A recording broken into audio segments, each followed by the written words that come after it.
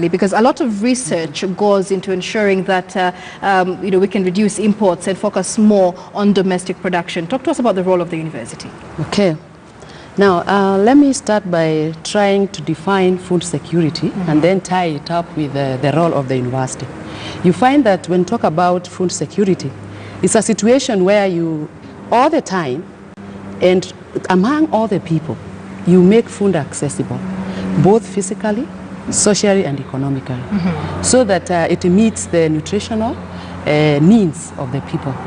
And therefore the universities where we are, we conduct research to make sure that we come up with food that is nutritious. Number two, we come up with innovations and new advanced technologies to make sure that we apply, and then once we apply in various aspects of food,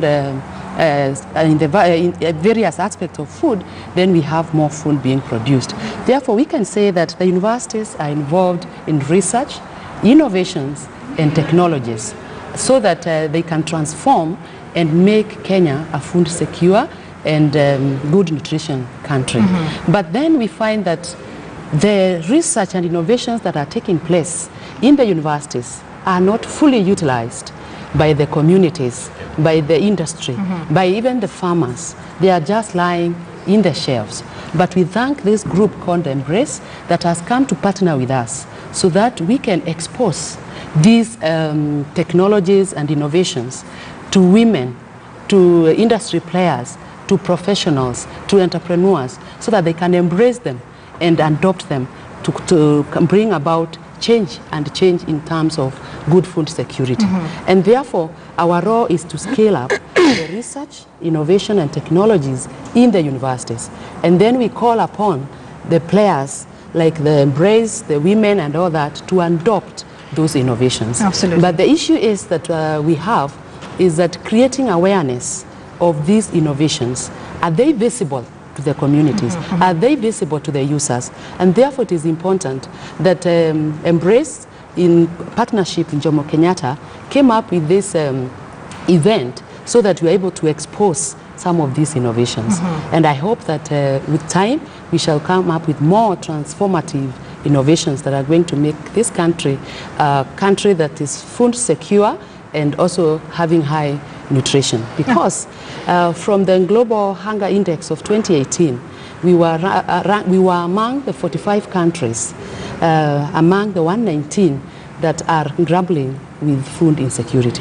And therefore, I'm sure that when we adopt and make use of these technologies and innovations that are coming from our higher institutions, then Kenya is going to be food secure, and also we are going to be able to provide food that is nutritious. All right. Honorable Pamela, the Food and Agriculture Organization estimates that about 10 million Kenyans are food insecure, not just those living on food relief. Those who can access the food then do not have food as nutritious as should be. Let's talk about the research being conducted by universities like JKUAT. Has this research been incorporated into our agricultural policies so that we can see it cascade down to see these innovations in society?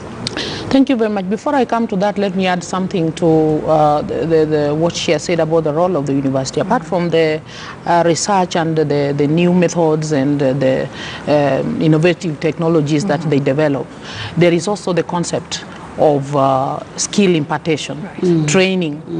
Some of these things require that the farmers be trained, and so the universities and other colleges that do this kind of thing. In fact, that is an area where I would state without minting my words that Jomo Kenyatta stands out. In partnership with the JICA, I am aware that for many years down the line, Jomo Kenyatta has run a program called In Country. And this was literally targeting women who never went to school, they never went to up to any level. They would be brought and they would be taught about these agribusinesses, like growing of worms and very many interesting things. And I've seen this transform the lives of very many families through this kind of thing. So the other role that the university would play, and they have played it effectively, is that training and skill impartation, and of course technology transfer. Right. Coming to your question, I think the research has been done, a lot of information is there, but the linkage to take this knowledge from the shelves or from the heads of the professors to the ground where it is required is not been very powerful and effective. In fact, this explains my interest in what we are doing or discussing today. In the year 2011 to 2013, I staggered into some very interesting research led by some scientists calling themselves microbiome scientists. They talk about bacteria, so they call them probiotics, good bacteria. You know, all along when we are talking about bacteria, everybody thinks infection and all that. We forget that right inside our system, there are some good bacteria that break down the foods that we eat into a useful substance that our bodies can then absorb. So I got interested, and what was interesting about this, you know, like I think in an earlier program I had it mentioned, Migori County, where I come from, the AIDS, HIV scourge at some stage was very high, malaria, deaths and all that. And these biome scientists were talking about empowering or strengthening the natural body immunity using these micro bacteria.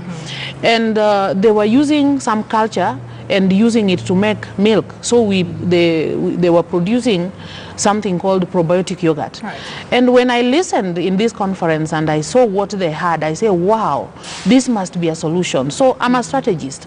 I said, I'm not a scientist, but I'm joining this team because all these things you are saying, nobody knows about them on the ground. So I developed a kind of a strategy and a thought line to move this thing from the literature they had to be done on the ground. So I worked in Vihiga, Muranga, Kiambu, Narok, Homa Bay and Migori to train farmers, dairy farmers, to start making this yogurt in the name of trying to teach them that this yogurt would be much better than taking that milk raw, so that it was aiming at boosting the health. At the same time, it would fetch them a little more. So our motto then was health and wealth. And I think this is what the government needs to do. We need, and even one of the aims, one of the objectives why we are holding this discussion tomorrow at JKUAT is to make a loud noise that we have enough of boardroom meetings, we have enough of research, we have enough knowledge. Now we want tangible, practical experiences on the ground so that my professor here and all of us can demystify that knowledge in a practical experience. We have somebody in that university called Professor Sila, who has done a lot of work on this. I know he has been very critical in Makueni with the mango thing, and even what I'm doing in Migori County with the probiotic yogurt and all those.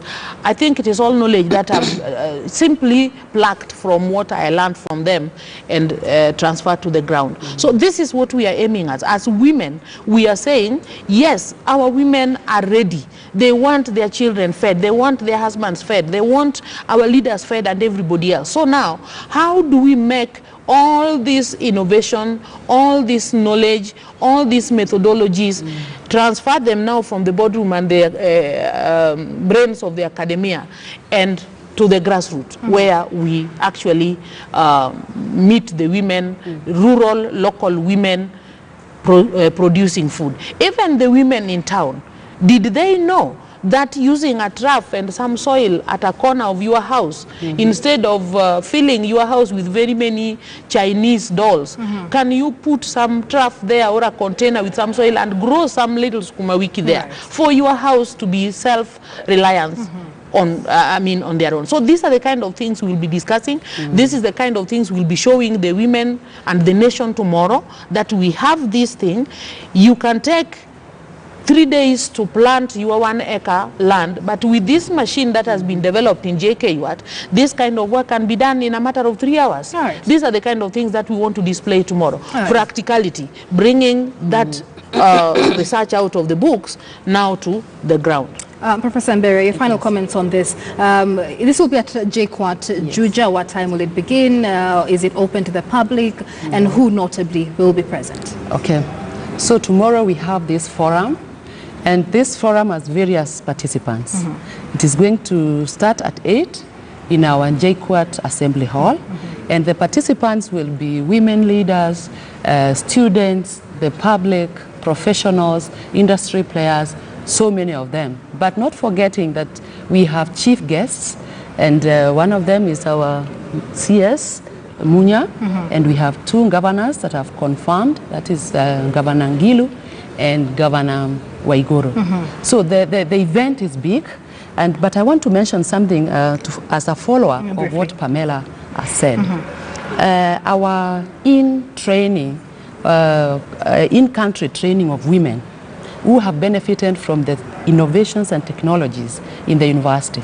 Some of them are coming tomorrow, and they are going to talk about what they have done, what they learned, how they applied that knowledge and innovations and technologies, and what it has resulted to. Right. And therefore, we welcome each one of you to come and be with us and acquire knowledge. Absolutely, and it's good to see success stories, because when it comes to agriculture, there are quite few. Many thanks for speaking to us. That is Professor Helen Mberia from the Jomo Kenyatta University of Agriculture and Technology. Also with us in studio, we've got Migori Representative Honorable Pamela Odhiambo talking to us about an initiative by Embrace Kenya in collaboration with JKUAT and the Food and Agriculture Organization, focusing on food security and the role of women in achieving this pillar. That conversation brings us to a close on News Center this morning. Many thanks for watching. For more information, do log on to our website on www.ktnnews.com. My name is Michelle Ngele Odhiambo. Good morning.